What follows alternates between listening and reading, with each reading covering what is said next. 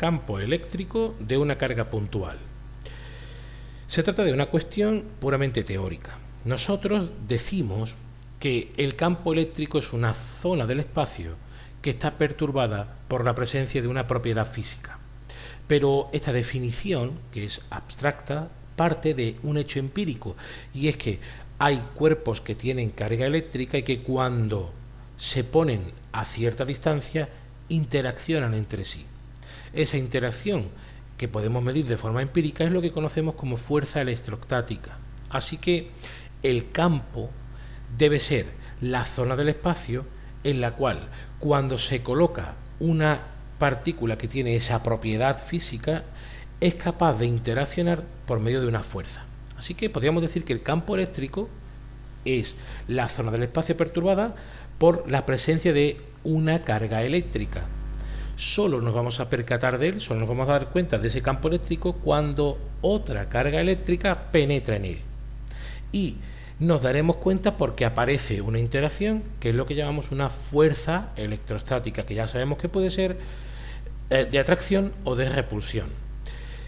Eso sí, la fuerza que aparece es una fuerza central, y eso implica necesariamente que el campo eléctrico es conservativo, algo que va a ser una característica del campo eléctrico y que es muy importante. Si hemos dicho que el campo se pone de manifiesto por medio de una fuerza cuando penetra una carga en él, está claro que campo eléctrico, carga de la partícula que penetra en él y fuerza deben estar relacionados. La relación es esta fórmula que tenemos aquí. La fuerza electrostática sería el producto del campo por la carga que penetra dentro de ese campo.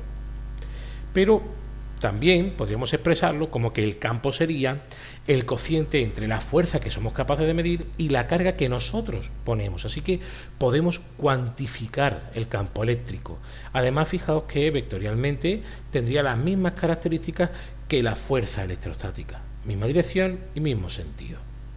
Una vez que tenemos esto y sabiendo la ley de Coulomb, es decir, que la fuerza electrostática es igual a una constante K, la constante eléctrica del vacío, por el producto de una Q mayúscula, que decimos que es la carga que crea el campo, la Q minúscula, que sería la carga que nosotros metemos dentro de ese campo para que interactúe, R al cuadrado, que sería la distancia que separa a la carga que crea el campo y la carga de prueba, y un vector U, para darle el carácter vectorial a la expresión. Pues a partir de esto podemos reescribir nuestro campo eléctrico.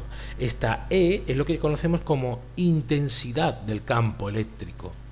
Y esta intensidad vemos que es proporcional a una constante y después tendremos la carga que crea el campo y la distancia al cuadrado. ¿Por qué? Porque lo que hacemos es dividir la fuerza por la carga de prueba para poder obtener el campo. Para poder, digamos, visionar lo que es el campo, lo que se hace es que se representa por medio de lo que llamamos las líneas de fuerza.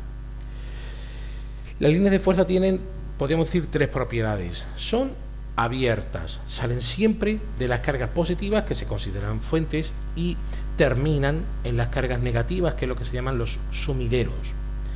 Las podemos ver aquí. Una carga positiva, las líneas de fuerza saldrían de la carga positiva, en el caso de la negativa todas van a morir a ella.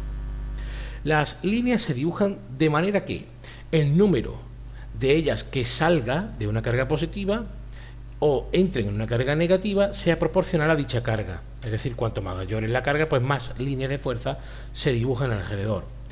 Y si el campo es uniforme, las líneas de campo son rectas paralelas. En el caso de que el campo se entre dos láminas, digamos, fueran de signo contrario, pues sería esa la forma de hacerlo. Una cosa importante es que vemos que estas líneas de fuerza son, como hemos dicho, abiertas y radiales.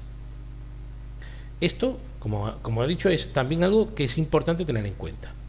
Vamos ahora a la segunda parte, que nos dicen dos cargas eléctricas puntuales positivas están situadas en los puntos A y B de una recta. ¿Puede ser nulo el campo eléctrico en algún punto de esa recta? ¿Y si las dos cargas fueran negativas? Y nos dicen que razonemos la respuesta. Bien, pues teniendo claro lo que son las líneas de fuerza y cómo se pueden, digamos, interpretar, vamos al primer caso de ellos, que serían dos cargas positivas que están situadas sobre una recta. Aquí tendríamos la carga Q1, aquí tendríamos la carga Q2. Esta es la línea que los une y vemos que las líneas de fuerza salen de ambas cargas.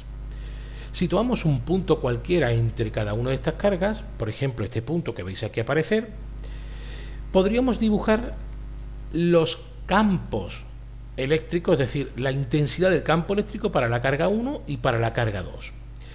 Cuando hacemos esto, debemos tomar siempre como origen el punto que estemos considerando. De manera que, si yo tomo como origen este punto, el campo debido a la carga 1 sería este que veis aquí. Es decir, tendría origen en ese punto e iría hacia afuera. Fijaos que las flechas, ¿verdad?, van hacia afuera, es decir, vendría hacia este lado de aquí. Mientras que el campo debido a la carga 2 sería, de forma análoga, este otro que tenéis aquí. Tomando como origen este punto, como referencia, iría hacia la izquierda. ¿Es posible que ambos campos sumen 0? Pues sí es posible. ¿Por qué? Porque son vectores colineales, es decir, tienen la misma dirección y tienen sentido contrario. Podríamos, según la expresión que tenemos aquí, sustituir los valores de Q1 y Q2 y calcular un valor de R para el cual ambos campos fueran iguales. Si son iguales y son de sentido contrario, deben sumar 0. Vamos a hacer lo mismo, pero para el caso de dos cargas que fueran negativas. En este caso tendríamos la siguiente situación, fijaos. Ahora son dos cargas negativas, por lo tanto las líneas de fuerza vienen a morir a las cargas. También tendríamos una carga 1 y una carga 2. Consideramos nuestro punto y vamos a dibujar cuáles serían los vectores intensidad del campo para la carga 1 y para la carga 2. Para la carga 1, nuestro vector intensidad del campo sería este. Fijaos que ahora la diferencia es que viene hacia la carga 1.